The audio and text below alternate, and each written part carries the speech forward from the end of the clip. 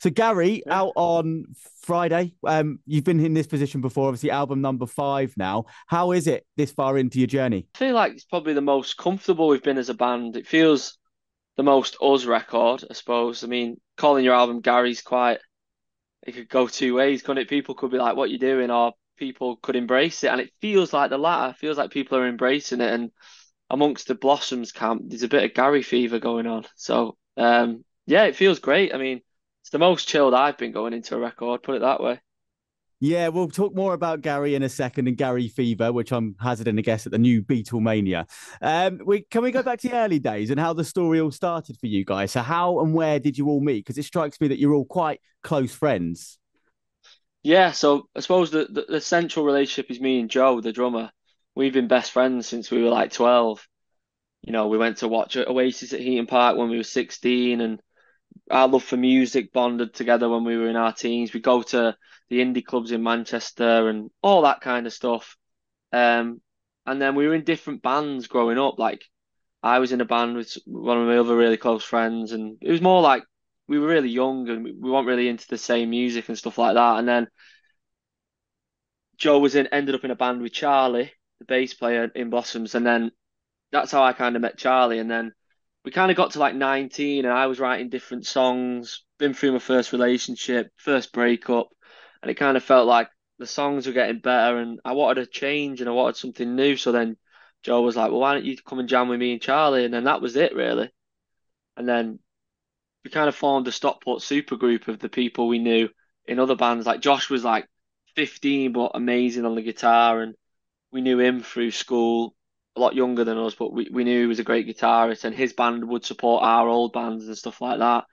And Miles, we used to go to parties at his flat. So I suppose that was the concoction. We all knew each other through me and Joe, really. That was the central friendship. And then we never looked back. Yeah, started it when we were like 19, 20. And then, yeah, that was the starts of it. Did our first show at Night and Day Cafe in Manchester. Wow. So you said you were all listening to different things at the time. Where would you say your influences were lying compared to the other guys at that moment? No, I meant more like the other lad I was in a band with. That's why it didn't really work out, if you know what I mean. Like the thing about Blossoms, obviously we have different influences, but we were kind of more on the same page. Like our love for Oasis, Arctic Monkeys, ABBA, Fleetwood Mac, that was kind of, and the Doors. That was like the early kind of thing we all agreed on. So I suppose. Yeah, and seeing Oasis, I'm guessing around 2009, Heaton Park. Yeah, What was yeah, that? that What was was it. that like as a group of friends then? Was that like a coming together for you guys? Yeah, it was just me and Joe. I didn't know the rest of the guys at that point, so we went with a lot of people from school, and it was definitely a coming of age. I remember going down, getting the bus from town to Heaton Park, and just like nothing I'd ever experienced before. I'd never even been to a gig before that, and that was my first gig, and the scale of it. We got a wristband to get in the front pit, like we got there really early and all that. Like it was amazing. So yeah, it kind of changed my life forever in a way. And then you go from that to putting together your debut album, Blossoms, which came out in 2016. How was that recording with, as you say, your friends? You and Joe, you've been together sort of like on and off since you were 12. You come together, you're producing an album together. What's that like? Yeah, it's kind of. I think at that point we just had tunnel vision on the band, and we kind of had a take, you know what I mean? The right people got involved. We had a manager, we had a record deal at that point. So once we got the record deal, we just never looked back, and it was like we still like that now, but we live literally like you living and breathing it, and you're just kind of thinking, I'm just going to do the best I can to make this the best it can be. So we all just lived and breathed it really. So it just felt normal at the time, but we just used to rehearse all the time. I'd be writing songs all the time, and we'd be working on the new songs, and then when we felt like we had the ones ready, we'd go in the studio with James Skelly in Liverpool and record it. So great times recording that album. Like, yeah, I just remember we used to rehearse in a scaffolding yard, which was Charlie's granddad's. He had a scaffolding company, so we there was a room there which we had for free, which was great for us. So we made all the songs in there, like jammed them, and then we'd then go to Liverpool and work on it with James Skelly. So just great memories. And we toured a lot at that time as well. We was on the road all the time. So I just remember being in and out of travel lodges on a splitter van. This is before we had like a proper like sleeper bus and stuff like that. So good times. And to have it debut at number one as well, was that something you cared about at the time? Because a lot of people say chart positions are kind of taken with a pinch of salt, really. Yeah, I mean, going into it, we never thought we'd get a number one. And then I suppose you only really realize once you get to the week, you know who's releasing, and the people in the industry have the stats of like, this is what we're projecting. That's a person's going to do and stuff. So we were like, our manager was like, hang on a minute, you might have a chance here. So once you know you've got a chance, then you care. Do you know what I mean? It's like anybody's competitive nature would kick in then. But like the months leading up to it, we weren't like, yeah, let's get a number one. But the week lead that once it was out, we were like, right, yeah, we want this number one now, and we got it, and it was great, yeah. But we're beyond our wildest dreams, really. And to have a tune like Charlemagne as well off that debut album, almost like 10 years on now, I've seen you live, it's what you end on, and it always goes down an absolute storm. Did you ever picture that tune kind of taking the path that it has? No, no, it's weird. Like I wrote a couple of songs with that song. Often you'll write and you'll get maybe like two or three in a burst or whatever. And there was a B-side called Across the Moor, which was on probably the Charlemagne EP when we released it. And at the time, I remember being just as excited as both of the songs. And then we did a demo with Charlemagne, and our manager was like, "That's your best tune you've done yet." So I think it kind of took on a life of its own once you released it. Yeah, we knew it was good, but we didn't know it would like change our lives and become our kind of anthem. I didn't have and I never finished it if I'd have known that. Yeah, comes with pressure, doesn't it? And talking of that pressure, when you've got to do a follow-up album, album number two after the first one, skyrocketing straight to number one. Do you feel the pressure with that? Feeling that you've got to follow in the footsteps and he's got to do as well? Yeah, I think I did feel the pressure then, to be honest, because it was that classic thing of we were on the road all the time. I didn't really have as much time to write. And I'm quite a solitary writer, so I'd write at home at my mum and dad's house when I lived there for like hours, and you had all this time to do it, and then being on tour buses and dressing rooms and trying to catch a moment here and there, it just wasn't. I don't work that way, so listening back to it is probably my least favorite Blossoms record. So I can hear. Luckily, there was like two massive singles on there, two like There's a Reason Why and I Can't Stand It were like really great songs. But for me personally, I think if I had enough time, more time, I could have made it better. But that's in hindsight. You can't really change anything. But I can hear the pressure on that record personally. And then you followed that up with Foolish Loving Spaces, album number three, which I have to say personally, I think is a genius record. I always think of it as your rubber soul when things started turning for you musically. That's what it sounds like anyway. Would you agree with that? Because it sounds Yeah, different to the first two. that's definitely. Basically became obsessed with Talking Heads, and it changed the game for me in terms of my writing. And Your Girlfriend, especially, is probably one of my favorite Blossoms tunes. And yeah, that just felt like a rebirth in a way. And it was like it is one of my that and Gary are my favorite Blossoms records. So yeah, it was so much fun that record. And I think I always feel pressure. Looking back, there was moments where even then I was like, oh God, what's it going to be like? But then I just wrote an awful lot, and I kind of got a bit more time back on that record in between touring, and I'd moved into a new house with my wife, not my wife at the time, a girlfriend, Katie, and we were Your renovating this house, girlfriend. and I was like, yeah, well, no, but yeah, my girlfriend at the time, and basically the first room we sorted in the house was my back room to write in, basically.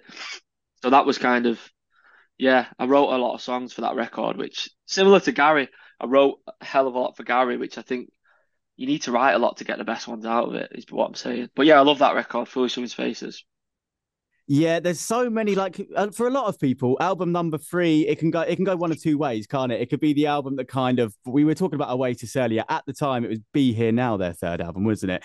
And at the time, it sold well because people were expecting it to be like the first two, but it didn't quite go as far and didn't have the legs that the first two did. But for me, to produce the fan favorites that you when you see you live, like people like you mentioned, Your Girlfriend. I've never seen a crowd just get going as much as you can after a couple of knocks of a cowbell.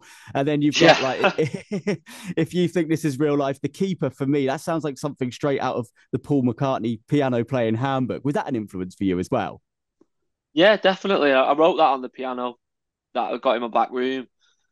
Um, yeah, like yeah, that album is just full of great songs. Like My Swimming Brain's a great tune. Oh no, I think I'm in love. Like Falling for Someone. Um, yeah, Sunday, it's a great record. So Sunday yeah, was a friend of mine. Yeah, that's it's right a up there really for really me. great record. Yeah, so that was like a great, yeah, really proud of that record. I still still today. Yeah, well, we've got me and my girlfriend in our house. We've got what we call the record wall. And we put our favorite records of all time up there. Foolish Love and Spaces is just next to Ziggy Stardust and Spiders from Mars. So Wow, we hold it in thanks, very mate. high regard. Yeah, no, it's a great album. And what else were you listening to at the time then? Because I, with tunes like My Swimming Brain, I'm getting a tiny bit of a George Michael influence in there. Maybe, yeah, I can't really. I'd seen a band in America, in New York, called Ceramic Animal. And they influenced me a bit on that. But they're not like very well known, but they kind of had some really cool guitar sounds, which kind of influenced me a little bit. And there's a little bit of Tame Impala in that song, maybe. Fleetwood Mac with the harmonies, definitely Fleetwood Mac on that record. Um, yeah, they were. Talking Heads was the main one on like Your Girlfriend, Real Life. Oh no, Think I'm in Love, that kind of stuff. Yeah, the guitar riff in Sunday Was a Friend of Mine is constantly going round in my head on loop. I think it's great. That was influenced by the Strokes, but it Nice. doesn't really sound like them. But it was influenced by the Strokes.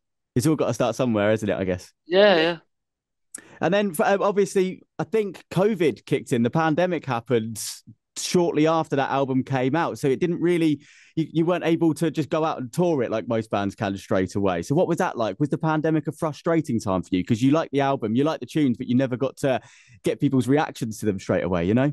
yeah. We did like 2 weeks of the tour, and it was like meant to accumulate at the Manchester Arena, and then it got pulled, and it was like right, it went into lockdown, and then that album was kind of stopped in its tracks a little bit. We managed to do well in lockdown in terms of we did like all them lockdown covers, if you remember. We did like an album, Blossoms in Isolation and stuff like that. And then I started writing Ribbon Around the Bomb in lockdown, which is I think why that album sounds like it does because it's quite introspective and a bit dark, not darker, but more songwritery in a way. Because that's kind of yeah, it was a bit of a strange time, lockdown. Yeah, and when that album came out, you know, and you were able to record it again and tour it again properly, did you feel like you were kind of touring two albums at once there? Yeah, yeah, it was weird. Well, no, we got to finish the tour in 2021 for Fully Summer Spaces and play the arena. So we did get to close that chapter, I suppose. But then it quite quickly was we recorded the Ribbon Around the Bomb, then came out a few months after that, and then we went out on the road again at the end of that year. So Yeah, I saw yeah, you on the Ribbon Around the Bomb tour. You played the Portsmouth Guild Hall. What I liked about your live set was different to the others that I've seen you do because you were linking the songs up. It was almost like you played one massive long track. So there's a lot of interludes there. So that live performance, was that something you really tried to sharpen around that period as well?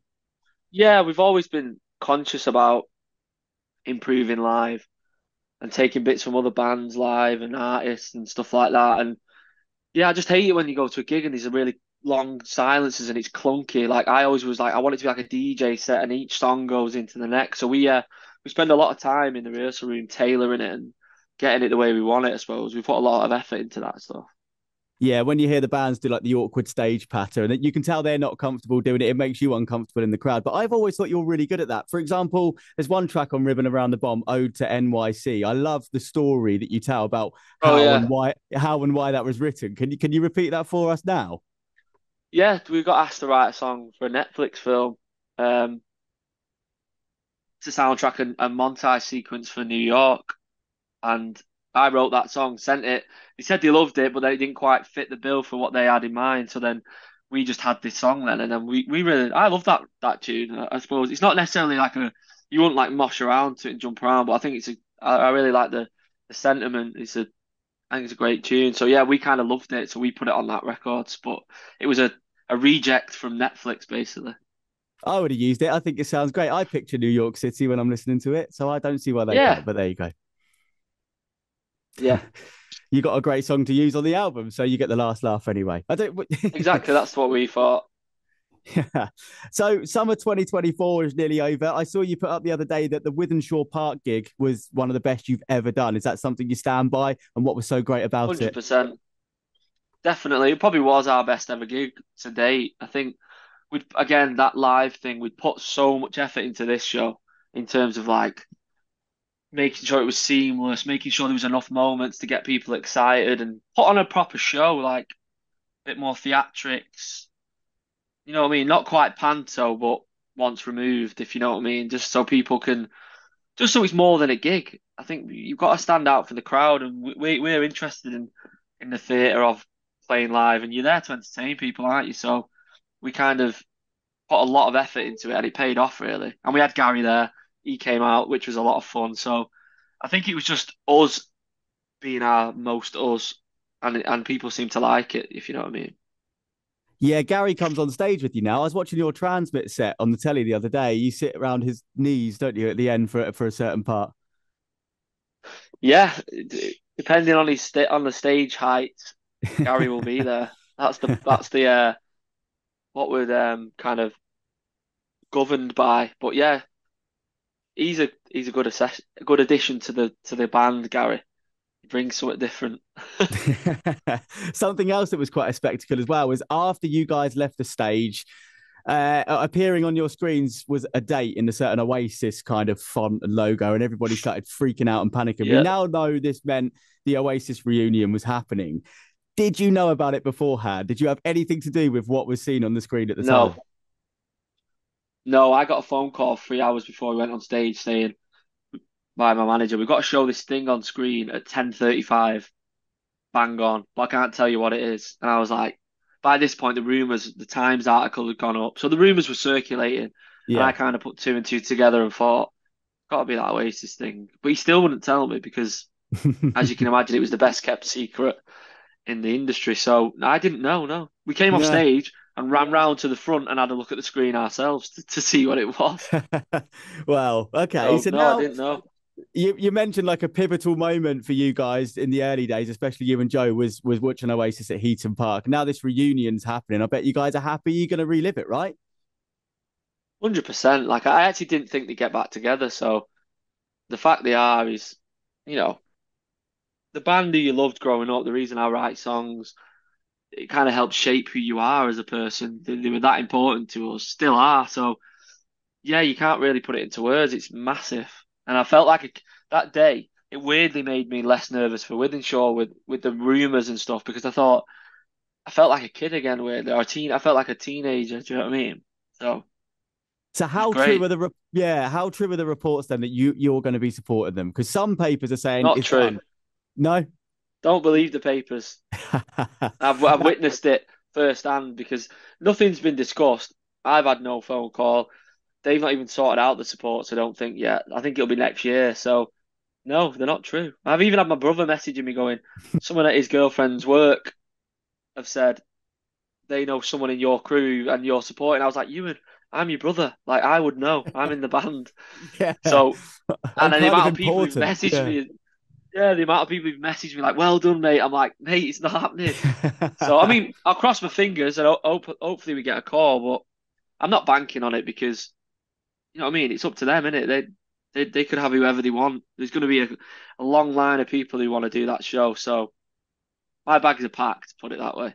Yeah, I was going to ask that. Would you, if asked? Because now I would say your firm Obviously. headline, yeah, but your firm headline is in your own right. That's one band you would always go and support, wouldn't it? Wouldn't you? Oh God, yeah, that would be like a full circle moment, especially for me and Joe. Like first band I ever saw. Like if you'd have told me when I was 16 you could support Oasis, or you'd be in a band and you'd play to 30,000 people at Wythenshawe Park, and then at the end of your gig, they're going to tease their reunion back on stage. Like that's insane. I would not believe it. But Yeah.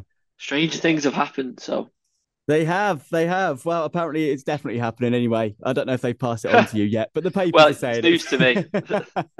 it. So now I guess this takes us to the present day then. Gary out 1 week from today. I've heard it. I think you're right. I think it's right up there with Foolish Love in Spaces. If not, for me at the moment, it's slightly edging it. So how was it writing, recording, and putting together album number 5 after all these years? Was it a slog or are you still just as hungry now?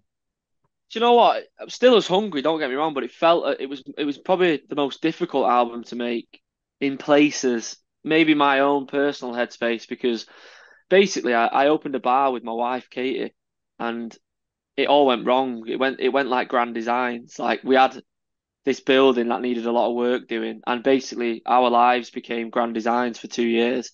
And trying to write a record in an episode of Grand Designs doesn't work.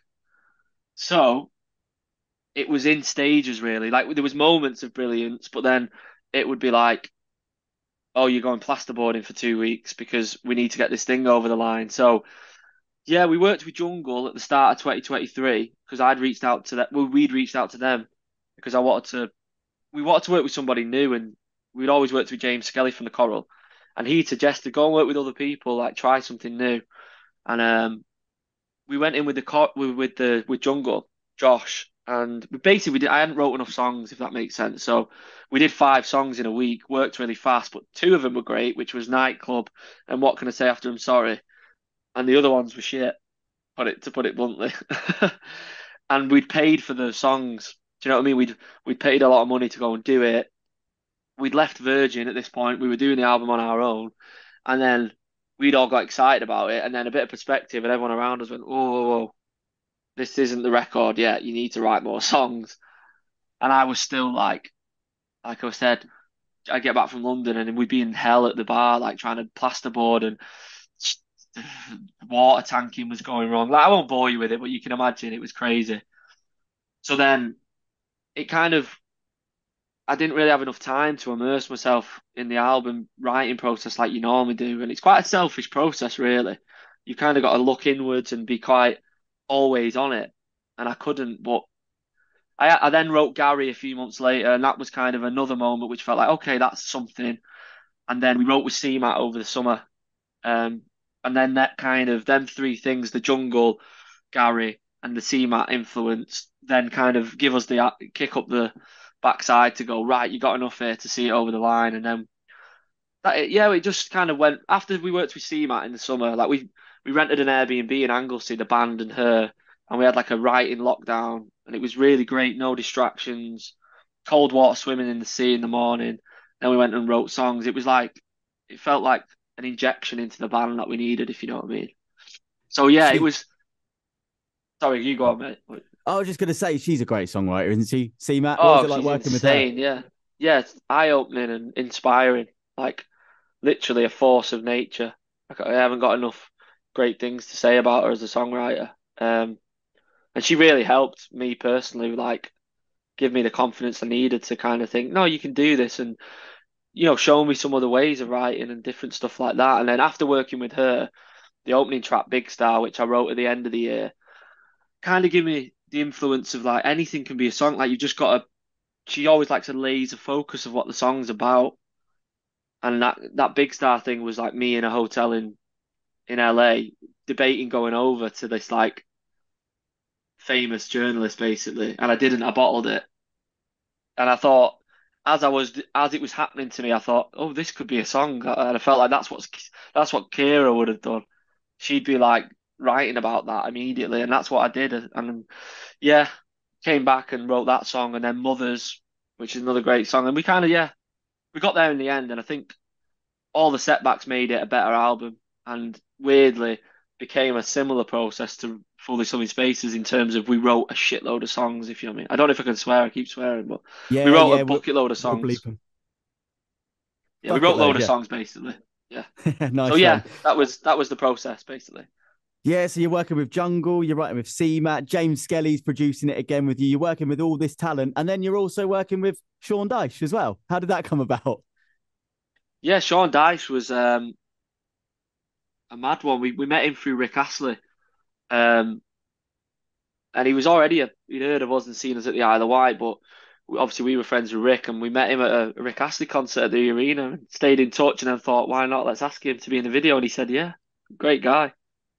Yeah, he comes across that way as well. But I've just found the whole marketing around this album special as well, because you set up a phone line, didn't you, where fans could call this number and get voice recordings of yourself and the boys talking about the different tracks and sneak like snippets of each song as well. Where did that idea come from? Because that to me just seems like nobody's doing that anymore. Yeah, we sat, we've been working with the Orchard, who are like a distribution label. So we have got a team around us as well, but we kind of sat down all together and was thinking of stuff and just hashed out a load of ideas. And we already had Gary. We'd bought our own Gary because I was like, we need to get him because we can take him on tour, we can use him for the album, we can use him in promo. It'll be worth it. So then we had the idea of driving him around, playing the album, and then we thought, no, why don't we put a phone number on there and they can listen to snippets of the song? It was just all our ideas really, just from just like we wanted to do, excuse the pun, guerrilla marketing. and do things a bit more old school in a way, a bit more Yeah. something tangible, not just online. It was like, oh, I've seen it, I'll ring the number. You know what I mean? Yeah, and I know the story, but for people that don't know who are listening to this thinking they've named an album after an 8 foot fiberglass gorilla called Gary, why? What is the answer to that? The answer is why not? Um, I suppose I wrote that song tongue in cheek, having a bit of fun. The song turned out quite well, and it went on the pile of good songs for the album. And then when it comes to naming an album, you're looking for things to pull it together. We tried a few more serious titles, and it just didn't work. Like it just didn't feel right. And the last album, Ribbon Around the Bomb, felt quite a serious title and had like deeper meanings and stuff. And I feel like this is just the antithesis of that. Maybe only I'm only realizing this now I'm talking to you, but I think I just liked the idea of it being really simple and just Gary, similar to the whole brat thing. Like why is Charlie XCX called it brat? She probably just thought I want it to just be. It's that kind of thought process of being thinking outside the box a little bit and not conforming to what you think it should be. I don't know. I kind of just thought it was funny and just thought why not? Yeah, It it's felt kind of a, very us. I just went with my gut really. it's always best to do that. There's kind of a ballad of Darren kind of thing going on there as well. These kind of traditional names creeping back into Yeah, to I never. cool I did. culture. I didn't actually real like I knew songs from that record. Like I love the narcissist and stuff, but I never did put two and two together. It's only recently people have been, oh, they've probably been inspired by the Ballad of Darren. I was like, oh no, it was Gary the Gorilla actually. It's not even a real person. Well, as you've probably heard, the name Gary over the years has been in decline. It's dying out. Do you think this album is good enough to bring the name Gary back? Are people now going to be calling their kids Gary Yes, after listening to I this reckon. album? I reckon there'll be at least one. One. I'll do it. There you go, done. I'll take one. Perfect. Tom, thank you so much for your time.